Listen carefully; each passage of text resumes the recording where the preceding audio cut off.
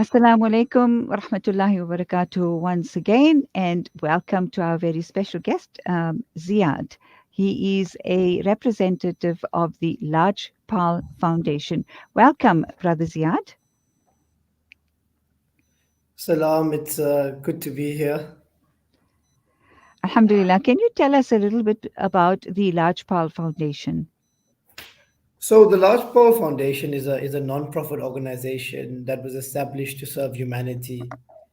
We have crisis centers across the country where we are committed to uplifting communities at large and especially the underprivileged, and just we seek to empower the community and all the communities across the country. Hmm. Hmm. Well, it's good to know, there are so many, and what's said actually, Ziad, I'm sure you'll agree, is that no matter how many of these organizations that there are, humanitarian organizations, if you like, each and every one is busy, which means that there's such a need. Yeah, we all do have to do our part in this to uplift our community and hopefully sustainably uplift our community. So, like you said, all the organizations are busy in terms of upliftment. So, I think maybe what needs to be done is more sustainable upliftment. Right. And how are you going about doing that? So, with the Lajpal Foundation, we focus a lot on looking at the problems within the community and trying to Mm-hmm. alleviate them, because Mm-hmm. without those setbacks Mm. holding back communities, they are able to function and efficiently be able to govern themselves and pull themselves out of the poverty trap. So Mm. with the Lajpal Foundation, we have many programs. We have zikr programs and feeding programs, and our crisis centers are there to try and uplift the community and provide them with opportunities to bring themselves out of the poverty trap. If Mm. you go onto the Lajpaal Foundation Instagram page, which is at LAJPAAL Foundation on Instagram, you'll see a list of our centers and the call numbers. The centers are open to help people. Mm-hmm. So, you've somewhat answered my next question. What are the most common problems that you've identified in the area that you're serving in? Look, in most of the areas that we're serving in, there's high levels of unemployment, high levels of poverty, Mm. high levels of inadequate housing. In a lot of them, the message of Islam hasn't reached there. There's many societal ills that have plagued these areas due to this poverty. I think that Mm. that is the main underlying issue, because when you actually interact and speak to some of these people, they are highly intelligent. They have the opportunity to learn great skills, uh, and even when you speak to some of the kids, the recitation of Quran, when they learn how to recite Quran, is absolutely amazing, bring you to Mm. tears. Ah. So Uh, mhm. I Go feel like ahead. we don't pay enough attention to the untapped potential within these communities. Hmm. What we forgot to, or what I forgot to mention, is to ask you on where in the country are you based? The main office of Lajpal is in Mallinson Road in Durban, but they are crisis centers across the country. Like Mm-hmm. Mm-hmm. throughout South Africa, there are centers with the Lajpal Foundation, as Mm-hmm. in Overport, Seacow Lake, Marion Hill, Pietermaritzburg, Pretoria. There's just Hmm. it goes across the countrywide, across the nation, Right. just trying to serve humanity. Right. So, in terms of networking, how does Lajpal engage? If you do have any queries to or just want to make general contributions or get in contact with the call centers, we are quite active on social media. So as I mentioned, at Lajpaal Foundation on Instagram, and it does have a list of numbers for call centers, and it also shows the type of work that we do, and it basically lays out a roadmap for how you can get involved and how you can contribute towards large power projects. Mm-hmm. All right. So, what we are focusing on, as I mentioned in our introduction, is that you are hosting a Free Palestine family walk on the 26th of November, 2023. Let's talk about this after this break.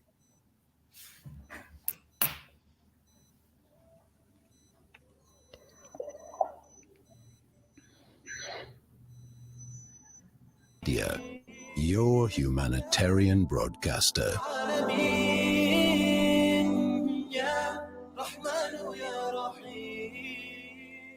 Help us ease the hunger burdens of those in need by donating to the Sanzaf Meals Project. For just 12 Rand, you can provide a freshly prepared meal to an individual, and with your commitment to a monthly contribution, we can reach out to even more communities and deserving individuals.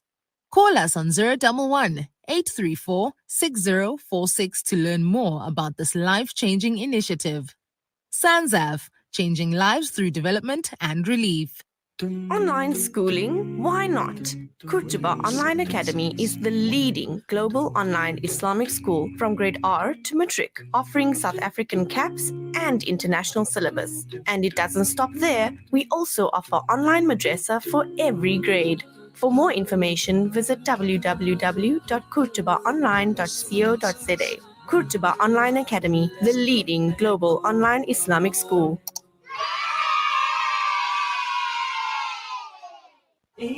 At Sentio, our Invest for Good philosophy is based on a genuine desire to use our investment skills for the benefit of broader society by investing responsibly, giving charitably, and developing talent that will transform the investment industry. Visit www.sentio-capital.com for more information about our Sharia investment products and start saving with us today. Sentio Capital. Invest for good. Sentio Capital Management is an authorized financial services provider. Education, health, dignity, empowerment. These wishes all begin with water. Africa Muslims Agency is committed to providing clean water to the thousands who still live without this basic human right. Support us in giving the best of charities. Provide a water well for 14,800 Rand or a borehole for 49,500 Rand in Afghanistan or 55,000 Rand in Africa. Gain Thawabi Jariyah and help communities to reach their full potential. Africa Muslims Agency, empowering, educating, inspiring. Conveniently located along the banks of the Crocodile River bordering the Kruger National Park, as a guest at Buckler's Africa Lodge, one can enjoy an amazing sunrise or sunset on our spacious deck area while you catch a glimpse of some wildlife sightings along the Crocodile River. The sounds of the African savannah will greet you whilst you enjoy your morning coffee. Buckler's Africa Lodge by Tingana Collection. Buckler's Africa Lodge is ideally situated only 6 kilometers from the Crocodile Bridge Gate in the Kruger National Park. Catering for all travelers with variety, we have 4 types of the finest rooms: superior rooms, deluxe suites, and 2-bedroomed family units. Each room is equipped with the finest amenities to make your stay unforgettable. Guests can choose between the self-catering option or book their accommodation with breakfast and dinner included. Buckler's Africa Lodge is your ideal location for the ultimate Kruger getaway experience. We specialize in exhilarating and educational game drives in Kruger, tailor-made to suit your family. Inquire about our various accommodation offerings and other activities. Visit www.tingana.co.za for more information. Buckler's Africa Lodge by Tingana Collection. Experience the pulse of Africa with us. Kids these days are smart, and when you're competing for their attention against their smartphones, you need to make smart choices, like using Sunfoil triple refined pure sunflower oil in every meal you make. It's naturally cholesterol-free and approved by the Heart and Stroke Foundation as part of a balanced eating plan. So whether you're cooking, frying, or baking, you get the great tasting results that'll get their attention faster than the latest app. And if that doesn't work, change the Wi-Fi password. Sunfoil. Now we're cooking. rejuvenating media day by day. This is Salam Media.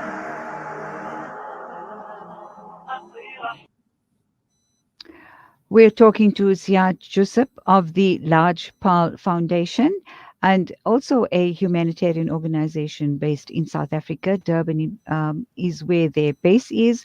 And as we've heard from him, they've identified so many problems, social ills, all of which stem from poverty and unemployment. Right now, we change our focus on the ongoing humanitarian crisis and genocide in Gaza.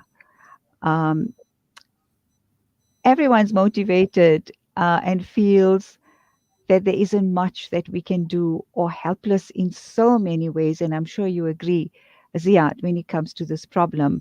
Tell us about how your Free Palestine Family Walk was initiated. And should I be asking why?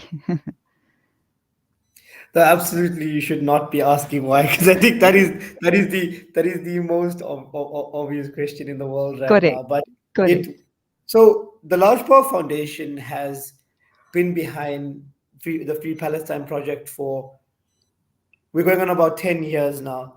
So we've organized marches in the past with regards to freeing Palestine. We had one a couple years ago in Durban CBD, uh, past the American Embassy and to City Hall. Hmm. So when the marches resurfaced and when we saw how the people of Cape Town turned out, Yeah. it it became our responsibility as a city of Durban to do something to show our voice for our brothers and sisters in Palestine. Hmm. Hmm. Yeah, that was quite motivating, hey, and so awe-inspiring to see that the people went out in their hundreds, thousands, I think it was, if I'm not mistaken, in Cape Town. Let's hope you have the same turnout in Durban. How is that going so far? Are you pleased with the responses? And tell us about the plans for the walk on the 26th. The response has been absolutely immense, and a huge Fantastic. shout out and thank you has to go to all the planners and all the parties involved, all the various organizations involved. They have done amazing work, and the people of Durban, from what we've seen so far, are responding to it. We're Hmm. expecting a massive turnout, and we have put measures in place to manage it, and everything will run smoothly. The walk is set to start at 12:30 at the Amphitheatre Gardens Hmm. by the beach, and it is ending by the Point Promenade. Hmm. This is on Sunday, the 26th November, and we do recommend you carry your sunblock and caps and other Yes, essential items. to stay hydrated, especially, I suppose, in this heat and at that time of the day. So, what's the distance that you'll be walking? It's not a very long walk, but within the big crowd, what is possibly a 5 kilometer walk may take a number of hours. Right. So, wow, you are expecting quite a turnout, hey? Inshallah, inshallah. Okay. So it's a protest. And you're calling it a family walk. I like that. That's why you've made the distance quite manageable. So bring along your children and bring along your babies in their prams and do this so we can conscientize. And I think it's so important that you welcoming of course families have the choice, but I see you've called it a family walk, and that so represents those children that have died, numbers that we can't even fathom, and those that are injured, women and children, and of course the men as well. But I think it really pushes quite a needle through when one thinks about the innocent women and children that have died so brutally during this time. So it's wonderful that you've done that, and I see you have a very striking picture there of families walking and even on their bikes and cycles and tricycles and what have you. So I hope, inshallah, you have what you intend in terms of the family's um, involvement in this in this protest, and of course in solidarity with the Palestinian people. Oh, absolutely. It's so imperative that the next generation get involved, and even at a young age, if they come along with their parents, to see what's happening, Mm, because only through knowing what is happening can change occur. right, So even if one was born in the 1950s and the 1960s, they would have been born after the conflict had started. So hmm and we're still experiencing it today. So it just shows how many generations have passed, and hopefully it won't go through that many generations coming forward. But that is our responsibility to make sure it does not. So that is right. why younger people need to get involved, and that is why it is open to everyone. This march is, it's not limited. You, anyone is welcome. Everyone is welcome. It's been catered for families. Right. And I think more importantly also that it's not just for Muslims. So I'm hoping that, other denominations participate because it's a humanitarian march. No, absolutely. Members of the Christian community have been actually very, very vocal in support of this, and rightly so, because there's also Christian people in Palestine that are suffering from this genocide. Right. And do you have any speeches or any program before the walk starts? There will be addresses after the march, Oh, after, and right? possibly during, and the Palestinian ambassador is will be there, and he will be addressing the crowd, as well as various members of political parties that were involved in the recent developments in the parliament, where the Israeli embassy was in fact voted to be closed. So also a massive thanks must go to those political parties for standing on the right side of history, Mm-hmm. and members of those parties will be present to address the crowd, and tell us about how they are going to approach the situation moving forward. Mm-hmm. We've got your poster up on our screen, and at the bottom, you have the logos of the participating organizations, political parties. There's quite a number. Um, can you highlight those, please? Well, obviously the ANC and the EFF have been very vocal throughout their campaigns that they are pro-Palestine, and as a country that has fought out of our own apartheid not too long ago, it's imperative that most parties within our political landscape are gearing towards support for the Palestinian people, because, as Nelson Mandela said, our freedom is not complete without the freedom of Palestine. Hmm. So it is the South Africans that will take to the streets on the 26th of November in Durban, starting at 12:30 p.m. at the Amphitheatre Garden and Lawns up to the Point Promenade. We're looking forward to seeing what happens on Sunday, inshallah. And Amen. yes, yes, and whatever, when we've been, I don't know, somehow things die down a little when we just carrying on with our own lives. And I've read a few times in the few, on social media, don't stop talking about Palestine. So I think the more we have, the more impactful this will be, inshallah. Although it might seem like it's the least we can do from this end of the world, but of course, we have to continue. And I'm glad that Lajpaal Foundation has taken the initiative to do this in the province of KZN. Is there anything else you'd like to add, Ziyaad, before we end your interview?